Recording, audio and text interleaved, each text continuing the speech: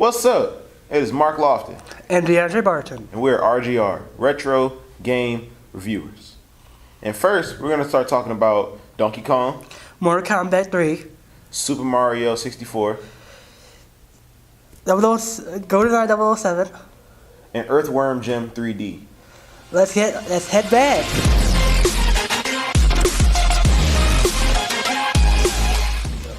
Donkey Kong Country is one of my favorite retro games, which was released way before my time in 1994. The game, I like it because you get to switch characters. If one person can't jump as high, you can switch to the other one, which is Diddy Kong. But the main character is Donkey Kong. Donkey Kong Country is a 1994 platform game developed by Rare and published by Nintendo for the Super Nintendo Entertainment System.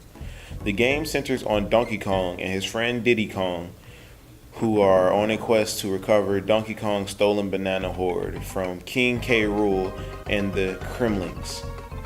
Man, Donkey Kong Country is a cool game. You remember the last time you played it? A couple years ago, I want to say like a couple years ago. Do you remember anything about the game? Kinda, just it's there but not there in my mind. Oh, okay. Have you played the new versions? Yeah, I played them, which came out for like the Wii and the Wii U and stuff. I'm talking about the one that just came out for the Nintendo Switch. It's Tropical Freeze. No, I never played that. Me neither. I want to play that soon because I have a Nintendo Switch, but like I haven't had a chance to get it yet. So. Dang, boy, you got every system, don't you? Not really. You really do. But that's enough about Donkey Kong. We on to the next game. Okay, Mortal Kombat 3. It was one of the first three games of the series. I kind of liked it. It's like the graphics were kind of good but not good. Outstanding. And then like because it was a fighting video game developed by Midway and first released into arcades in 1995. As the third game of the Mortal Kombat series. As in previous games, you had a cast of characters that you could choose from and guide through a series of battles against other opponents. It avoided the tournament storyline of its predecessors, as warriors kept wanting to play against returning Kang, who had resurrected his bride Shindel and started an invasion of Earthrealm. You remember playing Mortal Kombat 3? Yeah, I do very vividly. I used to cheat on that game. Wow. Button mash. I always won though. You played like the newer releases, like one Like X? XL. XL. There's a Mortal Kombat XL? Yeah. I believe so. Is that a certain number or is just like a second part to X? I'm not sure, but like I'm pretty sure I have it at home. Well, I know XL is on the Roman numerals. I don't know what number that is though. I'm not sure either. But on Mortal Kombat 3, I used to get Raiden all the time. You remember any characters? Any of them? Well, I know because I'm gonna say Scorpion because he's in all of them.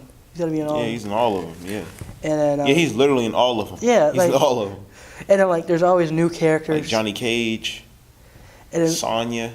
They always take them out. They always take characters out of them. The new game, and then they put new ones in. Like Jax. You remember Jax, bro?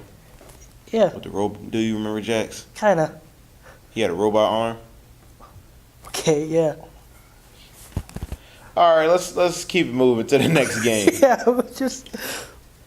Next game we're going to talk about is Super Mario 64, which is my all-time favorite Mario game because it's in 3D and it's an open world. Like like the original Super Mario games, they're 2D. It's only one wall. You're going this way. On Mario 64, you can go anywhere. That's why I like it. You either do flips, and then you have to collect stars too to progress in the game. And that's like one of the main reasons I like it because it was different from traditional Super Mario.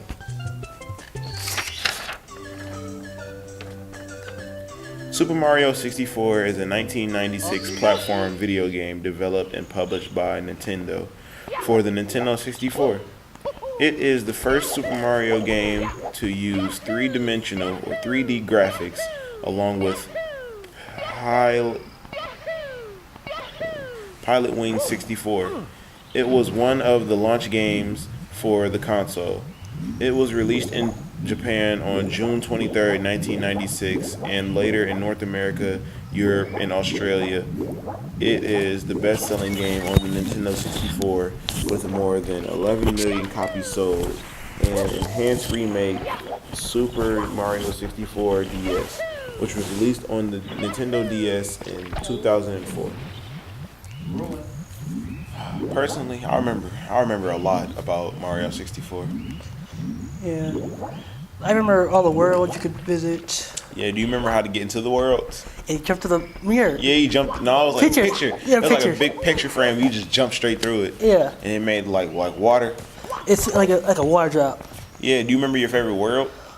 Oh, They have a ton of them. They have the sky world. They have the water world. They have the world where you have to go all the way to the top and fight that bomb. You know what I'm talking yeah. It kind of about? like I think the very first one, you can go through. yeah, because then like once you beat that the bomb boss, then You get a key or you get some stars or something. Yeah, you get one of the either. I don't know, because then another one opens up or a couple more open up. Because I've seen online that since someone's has found a way they've got the new one that came out during the summer that it's tinier, it has all the games. Mm-hmm. Like The Nintendo 64, Nintendo. It's only Super. Super that just came out that so.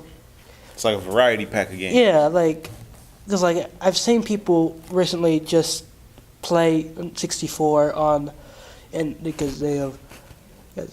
If you search up Super Mario 64, it'll show you a bunch of Pictures that show you everything of the game. videos and all that. Like a lot of YouTubers like that. I like that mission where you're on it's a secret mission too. It's like you're on a beach. No, not a beach. You're in a desert and you have to go through this pyramid, bro. It's a secret mission. That was pretty hard. I don't remember that. Remember that? We'll pull it up for you. We'll pull it up. That's enough for that game. What's the next game, bro? It should be GoldenEye 007. Wait, say it again, please. GoldenEye 007. All right, we finna get into that. All right. Right now is GoldenEye 007. I remember it being you could play split screen multiplayer and single person campaign. It was kind of cool because you could play against friends. You can have friends over, play against them, and up to 4 players. It was kind of cool. Because I remember playing it a lot. I was playing it a lot. Because I think that was one of the first shooting games I ever played.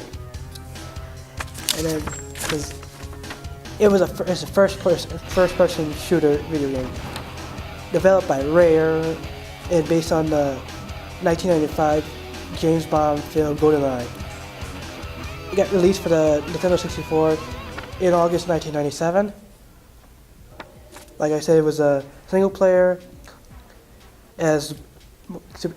campaign, and you're taking place as James Bond, and then split screen. You could play in different types of deathmatch games.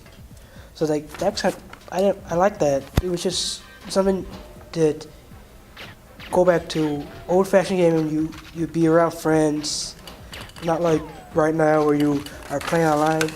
But I like playing online too. Right. Man, that game was really, really, really fun. Yep. It was a good game to play where you're in a group of friends.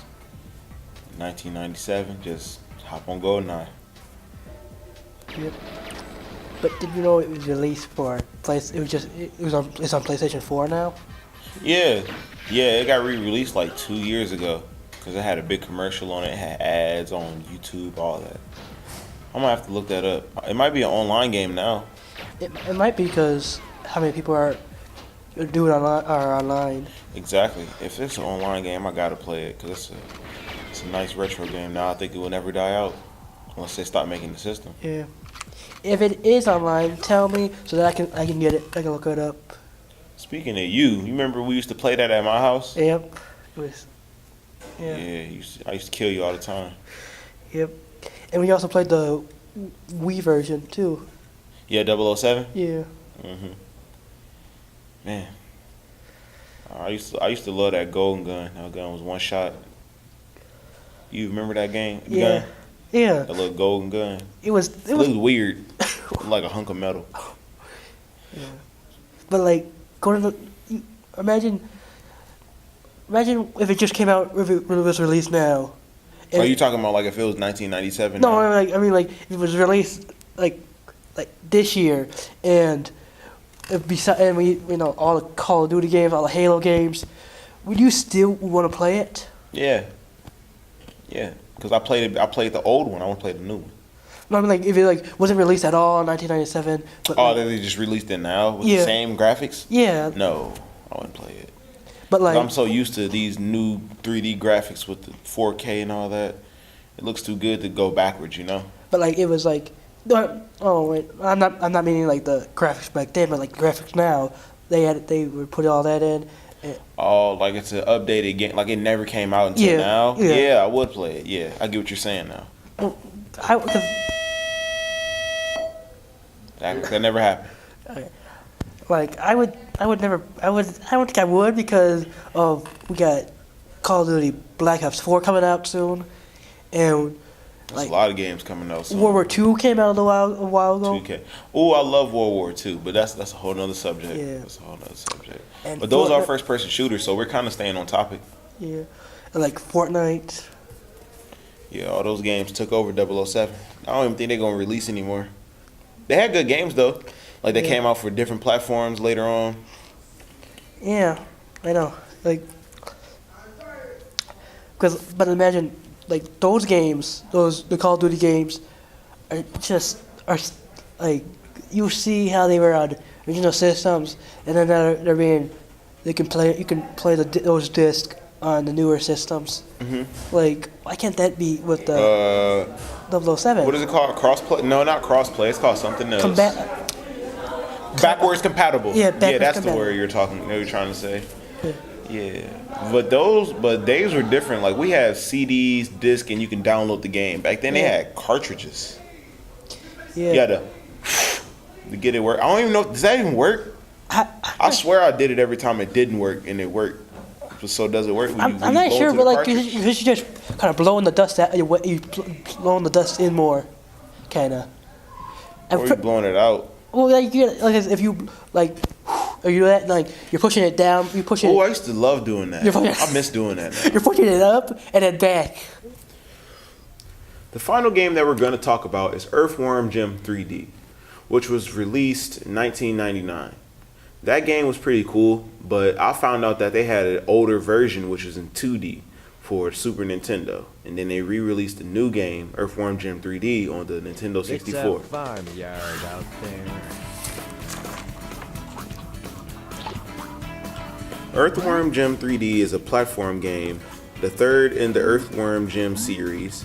It is a sequel to Earthworm Jim and Earthworm Jim 2, and the first game in the series to not be developed by Shiny Entertainment, as the rights had been sold to Interplay Entertainment, who handed the franchise off to VIS Entertainment.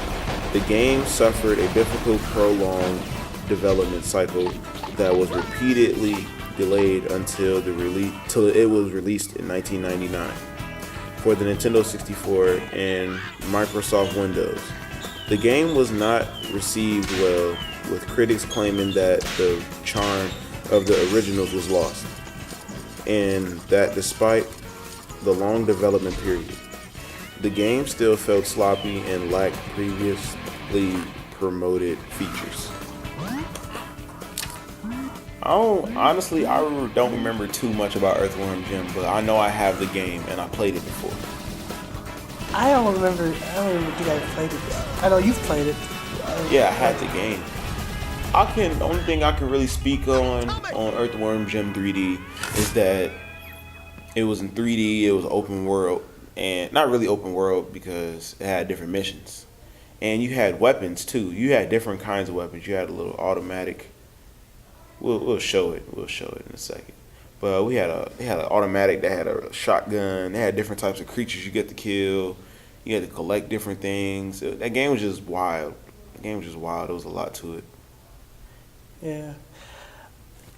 You tell me what it was about. Like, I wish I had played it. Man, I really can't even get into detail because I don't even know the storyline. I just played the game. When I was younger, I just played it. Okay, that's all we have for this episode. But be sure to come back for the next episode. We'll have games from the 2000s. This was Retro Gaming Reviews, RGR. See you next time. Anything to add, Mark? See ya.